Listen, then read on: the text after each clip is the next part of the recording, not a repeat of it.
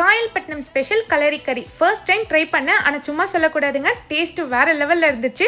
அது செய்யறதுக்கு 4 ஸ்பூன் அளவுக்கு தேங்காய் எண்ணெய் சேர்த்துக்கோங்க, 2 ஸ்பூன் நெய் சேர்த்துக்கலாம், பட்டை வகைகள் எல்லாமே சேர்த்துக்கோங்க, 10 சின்ன வெங்காயம் சேர்த்து நல்லா வதக்கிக்கோங்க. வெங்காயம் நல்லா வதங்கினதும் 2 ஸ்பூன் இஞ்சி பூண்டு பேஸ்ட், 2 ஸ்பூன் தயிர் சேர்த்துக்கலாம், ஒரு பச்சை மிளகாவை 2 கீரி சேர்த்துக்கோங்க, 2 கொத்து கருவேப்பிலையை காம்போடு சேர்த்து நல்லா வதக்கிக்கோங்க. இப்போ 1/2 கிலோ மட்டன் சேர்த்து நல்லா ஒரு 2 நிமிஷம் எண்ணெயில வதக்குங்க. இதுக்கு தேவையான மசாலா பார்த்தீங்கன்னா 1 ஸ்பூன் தனி மிளகாத்தூள், 1 ஸ்பூன் மல்லித்தூள், 1 ஸ்பூன் சோம்புத்தூள், 1/2 ஸ்பூன் மஞ்சத்தூள், 1/2 ஸ்பூன் சீரகத்தூள் எல்லாத்தையும் மட்டன்ல சேர்த்து கிளறாம ஒரு 5 நிமிஷத்துக்கு வேக வைங்க.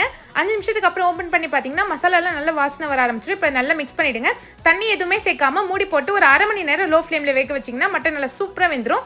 இப்போ இதில் 1/2 வெங்காயம் சேர்த்துக்கோங்க, கொஞ்சமா கருவேப்பிலை சேர்த்துக்கலாம், ஒரு வாழைக்காவை கட் பண்ணி சேர்த்துக்கோங்க. மூடி போட்டு ஒரு 5 நிமிஷம் மட்டும் வேக வைங்க.